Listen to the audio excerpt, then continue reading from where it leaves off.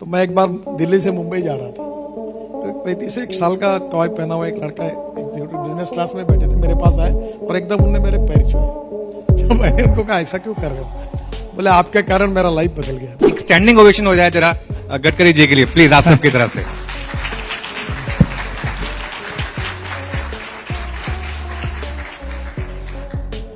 गडकरी साहब के ऊपर एक मूवी भी बन रही है, परसों रिलीज हो रही है।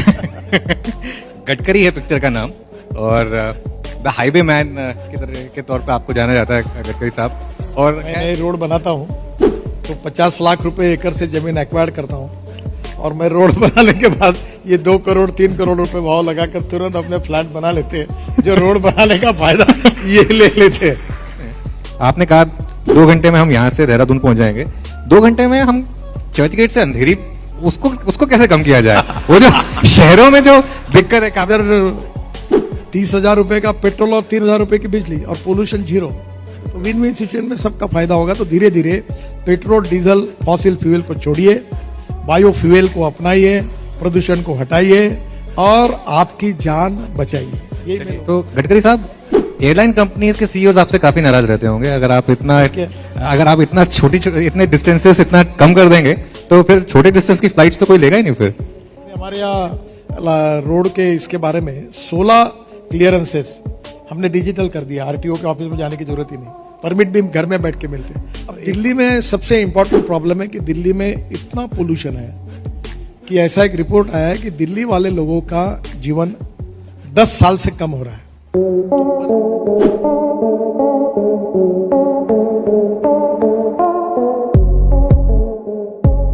एक स्टैंडिंग ओवेशन हो जाए जरा गडकरी जी के लिए प्लीज, आप सबकी तरफ से।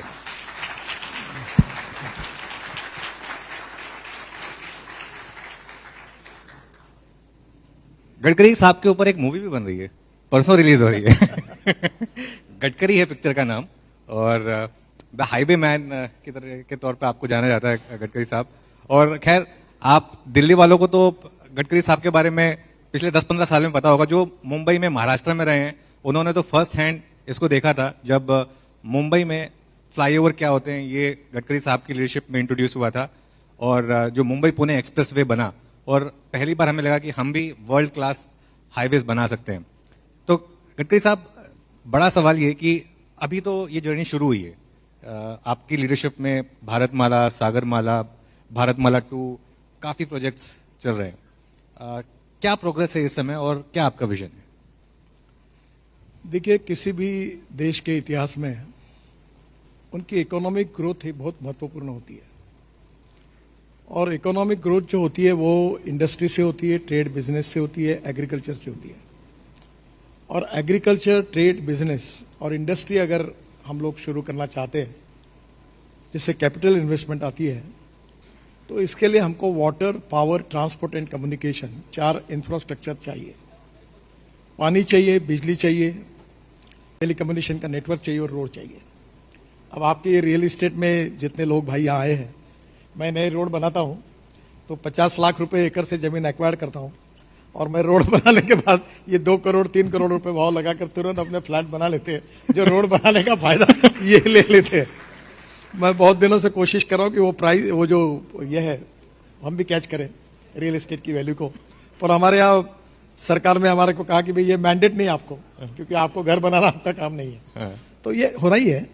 तो पहली बात तो ऐसी है कि रोड बनने के बाद, अच्छे रोड बनेंगे तो टाउनशिप बनेगी, इंडस्ट्रियल क्लस्टर्स बनेंगे, और वो बनेंगे तो रोजगार निर्माण होगा। रोजगार निर्माण होगा तो पर कैपिटा इनकम, जीडीपी बढ़ेगा, और दोनों बढ़ेंगे तो एम्प्लॉयमेंट पोटेंशियल बढ़ेगा। और इसलिए the need of our country is कि हम रोजगार निर्माण करने वाली आर्थिक व्यवस्था को निर्माण करें, और जितने बड़े प्रमाण पर हम ये रोजगार निर्माण करेंगे, उतने इसमें हम लोग वर्ल्ड में स्ट्रांग इकोनॉमी बनेंगे। अभी हम 5वें नंबर पर है, और प्रधानमंत्री जी का सपना है कि हम $5 ट्रिलियन की इकोनॉमी बनाएं।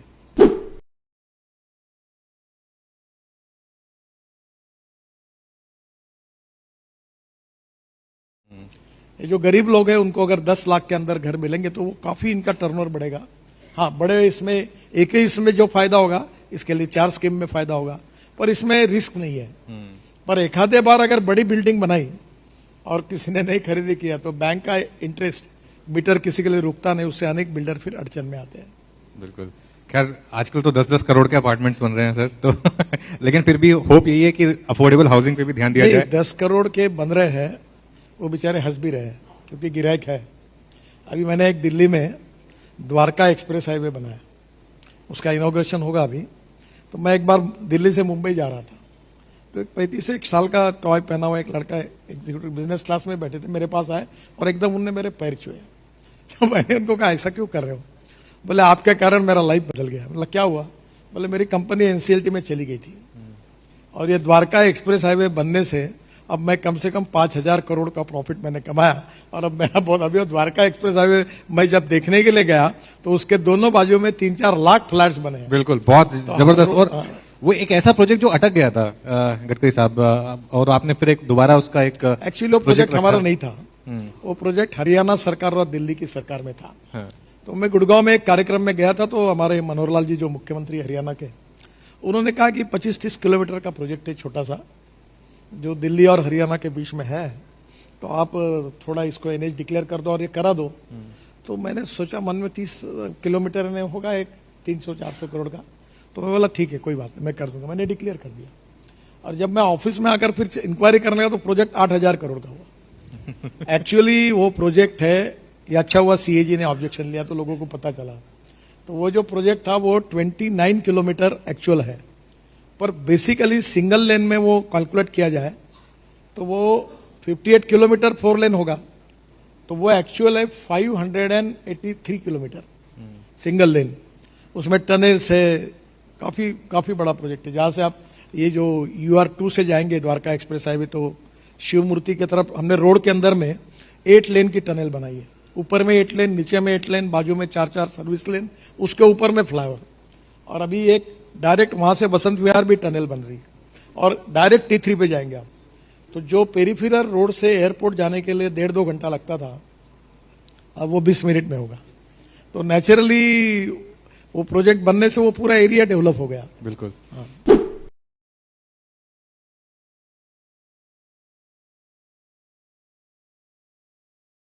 गडकरी साहब, इवन जो नागपुर वाला जो हाईवे बना है, जो बन रहा है, वो भी काफी मतलब शानदार बन रहा है। और एकदम अब ऐसे हाईवेज बन रहे हैं इंडिया में जो यूएस के कंपैरिजन में देखे जा सकते हैं। वो ये एक तो सबसे इंपॉर्टेंट चीज है कि हम लोग ग्रीन हाईवे बना रहे हैं। ग्रीन हाईवे का मतलब ऐसा दिल्ली से कटरा, ये एग्जिस्टिंग रोड ही नहीं है। हम लोग पूरा 8 लेन नया रोड बना रहे हैं, जिसमें दिल्ली से अमृतसर 4 घंटे में, कटरा 6 घंटे में और श्रीनगर 8 घंटे में होगा। तो ये जैसे दिल्ली से मेरठ, ये एग्जिस्टिंग हाईवे को हमने एक्सटेंड किया है। पर दिल्ली से मेरठ भी पहले 3.5 घंटे लगते थे, अब 45-50 मिनट में लोग जा रहे हैं। मैं मेरठ गया था तो लोग मिले कि आजकल हम कैनॉट प्लेस पे आइसक्रीम खाने के लिए यहां से जाते हैं।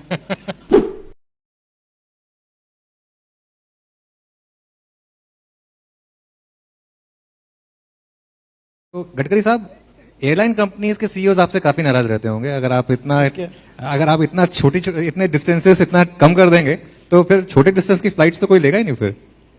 देखो, आपको याद होगा मैं जब 95-2000 में मंत्री था तो मुंबई और पुणे के बीच में जेट एयरवेज की 8 फ्लाइट्स थी। जब हाईवे बन गया तब से कैंसिल हो गई। अब मैं आपको बता रहा हूं, अगले जनवरी से दिल्ली से जयपुर, दिल्ली से चंडीगढ़ और दिल्ली से देहरादून सारी फ्लाइटें कैंसिल हो जाएगी। पर वो बाकी देहरादून से चेन्नई, देहरादून से बेंगलोर चलेगी। देखिए, अभी दिल्ली से देहरादून जाने के लिए आप घर से निकले तो 1.25 घंटा लगता है। फिर 1 घंटा पहले एयरपोर्ट पे जाना, यानी 2 घंटे हो गए। बिल्कुल। फिर वहां से उड़ के जाएंगे, आधा 1.25 घंटा लगेगा। फिर वहां से घर जाने के लिए 1 घंटा, यानी 4 घंटे लगेंगे। उसके बजाय आप दिल्ली से देहरादून 2 घंटे में अपने घर पहुंच जाएंगे। तो 2 घंटे का सेविंग, ऊपर से अब इलेक्ट्रिक कार है, सीएनजी की कार है, एलएनजी की कार है, हाइड्रोजन की कार है। अभी मैं हाइड्रोजन के कार में आया आपके कार। हाँ, देखा मैंने। हाँ। तो नेचुरली और पैसा बच जाएगा, तो लोग क्यों जाएंगे हवाई जहाज से? बिल्कुल।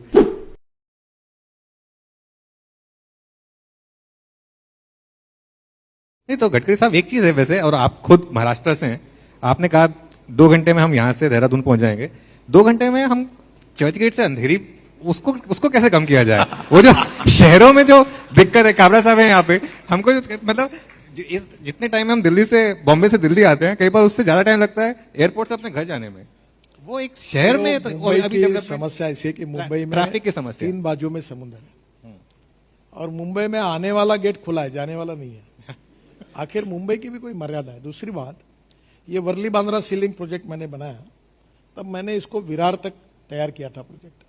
और ये जो अभी बन रहा है, ये जो उड़न की तरफ जाने वाला एलिवेटेड रोड समुद्र से, तो ये भी मेरे समय का ही हमने प्लान किया था, परमिशंस ली थी, ट्रांसफार्मर ली।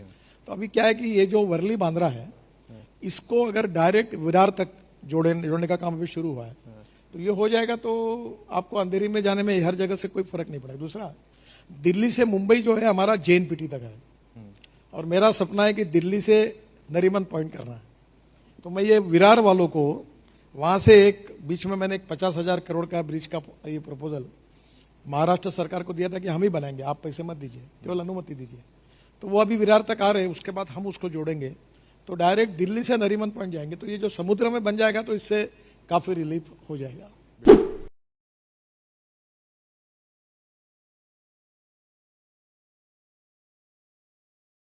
मुंबई में एक गलती हुई, मेरे समय टेक्नोलॉजी नहीं थी, पर अभी मैं नागपुर में पहली बार हमने किया कि नीचे में 8 लेन रोड, ऊपर में 6 लेन ब्रिज और उसके ऊपर में मेट्रो। अभी मैं पूना में 50,000 करोड़ के ब्रिजेस बना रहा हूँ 4 जगह पर, और चेन्नई में 12,000 करोड़ का बना रहा हूँ। उसमें नीचे में रोड 8 लेन, ऊपर में 6 लेन ब्रिज, उसके ऊपर में 6 लेन ब्रिज, उसके ऊपर में मेट्रो। तो अब मुंबई में ये अगर करते हैं तो जैसे ये मेट्रो की कॉस्ट और ब्रिज की कॉस्ट करेंगे तो ये दोनों मिला के 200 करोड़ होती होंगी, तो ये डबल करने से 125 करोड़ में होती है, और एक ही पिलर पर होता है। वो जो डिजाइन तैयार किया है JPL में हो रहा है उस पर काम, कुछ जगह पे हो रहा है उसमें काम, जिसमें नीचे फ्लाईओवर बन रहा है, ऊपर मेट्रो बन रही है। दिल्ली में ये जो हमने अभी द्वारका एक्सप्रेस हाईवे इसमें किया है, 4 है लेयर्स। तो धीरे धीरे टेक्नोलॉजी बदल गई, और अभी एक सबसे अच्छी टेक्नोलॉजी मुझे लगता है इनको भी मैं कहूं कि इसका उपयोग करें। हमारे बीच में डिस्टेंस बिटवीन 2 पियर अभी तक 30 मीटर ही था, पर मलेशिया में एक टेक्नोलॉजी तय हुई, अच्छी रिसर्च हुई, सिंगापुर ने एक्सेप्ट की, वो डिस्टेंस बिटवीन 2 पियर अब 120 मीटर हो गया। तो अभी क्या उन्होंने क्या किया कि ये 2 पिलर के बीच में जो बीम डालते हैं, इसका कास्टिंग उन्होंने स्टील फाइबर में किया, और उसके कारण अभी हम काफी बना रहे, काफी जगह पे इसका उपयोग करें। मैं आपको इसका इंटरेस्टिंग, एक माजोली आइलैंड करके आसाम में है, सोनवाल जी की कॉन्स्टिट्यूंसी है, समुद्र के अंदर, ब्रह्मपुत्रा के अंदर है। तो मैं उनके चुनाव प्रचार के लिए गया था, तो वो हेलीकॉप्टर, वो मुख्यमंत्री थे उस समय, बोले आप ब्रिज डिक्लेयर करो। अभी ब्रह्मपुत्रा है ना, समुद्र ही है, वो रिवर नहीं है। हाँ, बिल्कुल। तो मैं बोला कैसे होगा, मैं उनको बहुत मना करता रहा। तो उन्होंने कहा देखो आपने मुझे पार्टी में लाया, मुख्यमंत्री बनाया, अगर आप चाहते कि मैं अगली बार चुन के नहीं आऊं तो मैं क्या बताऊं, ऐसा करके उन्होंने मुझे इमोशनल ब्लैकमेलिंग किया। तो जाते जाते मेरे मन में आया कि जाने दो, कहीं मैं इसको नहीं किया तो ये हारेगा, तो मैं जाके डिक्लेयर कर दिया। तो मुझे लगा 700-800 करोड़ का, 1000 करोड़ का होगा। आने के बाद मुझे पता चला कि ये 6000 करोड़ रुपए लगेंगे। तो मैं बोला अब कैसे करना, तो मैंने कहा कि ये टेक्नोलॉजी लाओ, और उसका टेंडर निकाला, और ये टेक्नोलॉजी लाने के बाद उसका टेंडर आया 680 करोड़, यूपी ब्रिज कारपोरेशन ने बनाया, और अभी उसमें बचे। तो आप जो बिल्डिंग बनाते हैं, अभी जैसे हॉल है, इधर ये डिस्टेंस है, ये अगर 120 मीटर तक ऊपर में प्रीकास्ट अगर आपने स्टील फाइबर यूज किया तो आपके बीच वाले पिलर बच जाएंगे, तो आपकी कॉस्ट ऑफ कंस्ट्रक्शन कम होगी। दूसरी बात, स्टील और सीमेंट बहुत कम ही कंपनी 8-10 लोग ही खेलते हैं, वो बार बार रेट बढ़ाते हैं। ये मैं बार आपसे, ये मेरा अगला सवाल था, ये आपकी हमेशा कंप्लेन रही है, कार्टेलाइजेशन, ऐसा मेरा तो मत है।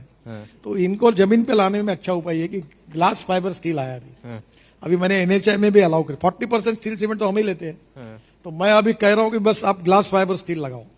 वो क्या है कि स्टील से 30% कॉस्ट कम होती है। तो नेचुरली कॉस्ट ऑफ कंस्ट्रक्शन को कम करना और क्वालिटी ऑफ कंस्ट्रक्शन को इंप्रूव करना, इससे सबको विन विन सिचुएशन है। तो बाय जो बेस्ट टेक्नोलॉजी है उसका उपयोग करके अगर हम ये करेंगे तो इसका फायदा होगा।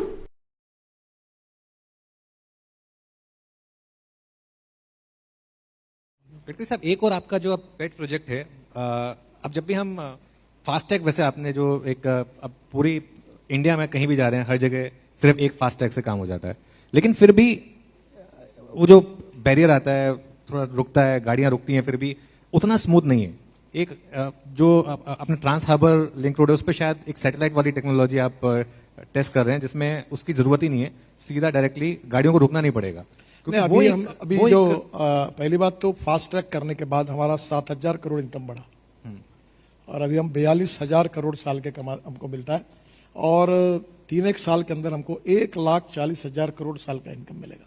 तो पहले इतनी लीकेज थी इसका मतलब? नहीं नहीं, हम नए नए रोड बना रहे हैं, लीकेज उतना नहीं। लीकेज है पर बहुत निकली, 3-4 हजार करोड़ होगा। पर अभी हमने क्या किया कि सैटेलाइट बेस्ड टोल सिस्टम की, तो टोल नाके ही नहीं रहेंगे, आपके नंबर प्लेट पर फोटो निकल जाएगा और फास्ट ट्रैक का भी समोर है वो भी निकल जाएगा और आपका कहां से शुरुआत करेंगे वहां से और जहां से निकलेंगे वहां से पर किलोमीटर आपने जितना पर ट्रैवल किया किलोमीटर उतना- आपका पैसा आपके बैंक अकाउंट से माइनस होकर हमारे अकाउंट में ये जमा ये कब तक हो जाएगा सर? 3 महीने के अंदर करने की। 3 महीने के अंदर ये बहुत बड़ा रेवोल्यूशन होगा ये, क्योंकि और उसकी हाँ। जरूरत भी है, क्योंकि जिस तरीके देखो, से डिजिटल सिस्टम जितनी डेवलप हुई उतनी ट्रांसपेरेंसी आई और करप्शन खत्म हो गया।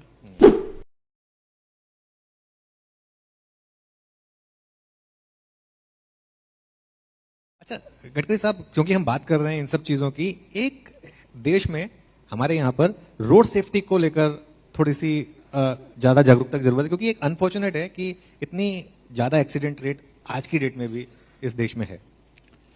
देखो ये बात जरूरी है, इन्हें मैं स्वीकार करता हूं कि इसमें हमको सफलता नहीं मिली। हमारे देश में 5 लाख एक्सीडेंट होते, 1.5 लाख मौतें होती है, 3 लाख लोगों के हाथ पैर टूट जाते हैं और 3% जीडीपी का नुकसान होता है। अभी मुझे कहते हुए अच्छा नहीं लग रहा है, पर सच्चाई है कि और इसमें 20% बढ़ोतरी हुई है और ये मरने वाले लोगों की संख्या में 18 से 34 एज ग्रुप में है, 65% है। और इसके जो 5 महत्वपूर्ण बातें हैं, एक है automobile engineering, road engineering. Automobile engineering में हमने स्टार रेटिंग लाया अभी और 4 कंपनियों ने एयरबैग्स भी अब लाई है, तो अब स्टार रेटिंग देखकर आप गाड़ियां खरीदी करिए। तो नेचुरली ऑटोमोबाइल इंजीनियरिंग में जितना सुधार करना उतना हुआ। फिर हमने रोड इंजीनियरिंग में काफी सुधार किया, ब्लैक स्पॉट आइडेंटिफाई कर रहे हैं, वो भी कर रहे हैं, लगातार वो काम हो रहा है। तीसरी बात है इन्फोर्समेंट।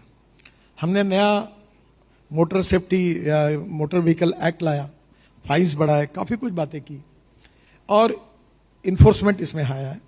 फिर है इमरजेंसी, तो अनेक जगह पर हम अभी एयर एम्बुलेंस और हेलीकॉप्टर एम्बुलेंस करके भी हम लोग हमारे 670 रोड साइड एम्यूनिटीज बना रहे हैं, उसमें हेलीपोर्ट बना रहे हैं ताकि एक्सीडेंट हुआ तो उसको डायरेक्ट हॉस्पिटल में लेके जाएंगे। लास्ट इंपॉर्टेंट बात है एजुकेशन। हमारी समस्या ये है कि कानून के प्रति डर भी नहीं और सम्मान भी नहीं। लाइसेंस बड़ी जल्दी मिल जाता है। नहीं, लाइसेंस में अभी काफी हमने ये कर दिया, अभी वो नहीं रहा।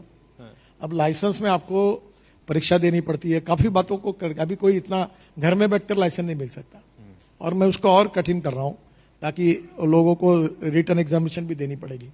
प्रॉब्लम यह है कि रेड सिग्नल है तो रुकना चाहिए, 2 व्हीलर पे जाते तो हेलमेट पहनना चाहिए, रॉन्ग साइड दारू पीकर व्हीकल नहीं चलाना चाहिए, लेन डिसिप्लिन का पालन करना चाहिए। हमारा दुर्भाग्य ये है कि लोग इसके बारे में डरते भी नहीं और कानून को भी सम्मान भी नहीं। अभी मैं फॉरेन में था तो अगर हम रोड क्रॉस करें तो गाड़ियां रुक जाती थी। तो ये ह्यूमन बिहेवियर के साथ माइंड सेटअप को बदलने की बात है। We are number 1 in the road accidents in the world, death में। देखो कोविड में, दंगों में, लड़ाई में जितने लोग नहीं मरते उतने अभी 1,80,000 लोग मर रहे हैं और नए नए यंग लड़के 18 से 34, 35, 65% है। ये हमारे घर के किसी के घर की बेटी है, बेटा है और इसमें लोग अभी भी बेफिक्र हैं। तो लोगों को बदलने के लिए, माइंड सेटअप को बदलने के लिए, ह्यूमन बिहेवियर को बदलने के लिए आपके मीडिया का भी हमको सहयोग चाहिए। बिल्कुल सर।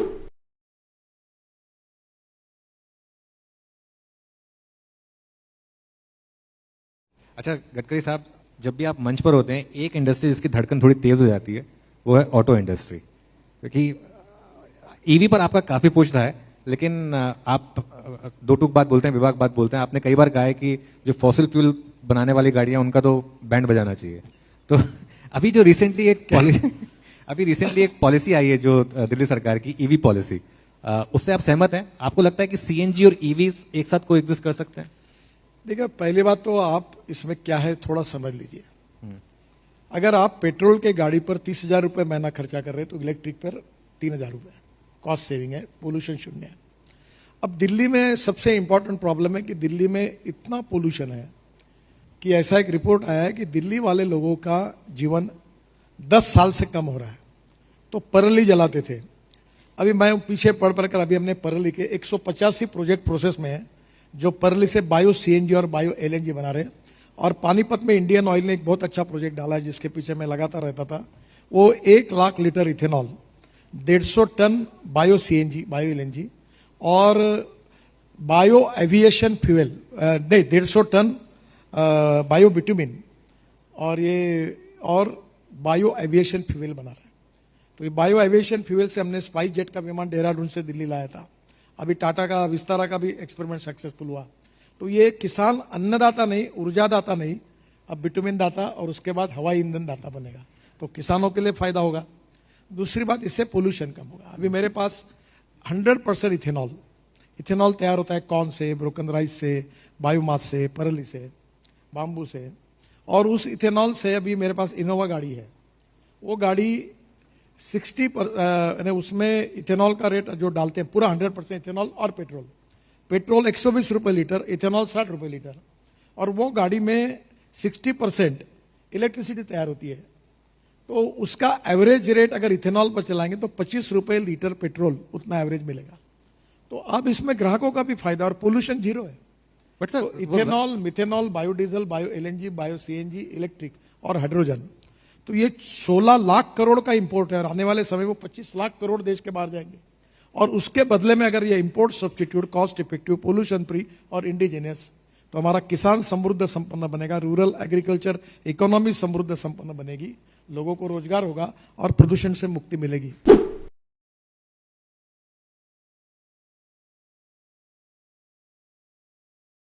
इलेक्ट्रिक व्हीकल में लिथियम आयन बैटरी की कॉस्ट 40% होती है। अगर 1 करोड़ की बस है तो 40 लाख रुपए बैटरी को लगते हैं। तो उस समय पहली बार शुरुआत हुई तो $150 पर आवर पर किलोवाट कीमत थी। अब वो $115 पर किलोवाट पर आवर आई। और मेरा विश्वास है कि 2 साल के अंदर वो $100 पर किलोवाट पर आवर आएगी। तो पेट्रोल की गाड़ी, डीजल की गाड़ी और इलेक्ट्रिक की गाड़ी की कॉस्ट सेम होगी। तो मुझे बताइए कि कॉस्ट सेम होने के बाद इधर 30,000 रुपए का पेट्रोल और 3,000 रुपए की बिजली और पोल्यूशन जीरो, तो विन विन सिचुएशन में सबका फायदा होगा। तो धीरे धीरे पेट्रोल, डीजल, फॉसिल फ्यूल को छोड़िए, बायो फ्यूल को अपनाइए, प्रदूषण को हटाइए और आपकी जान बचाइए। ये मैं लोगों को इसी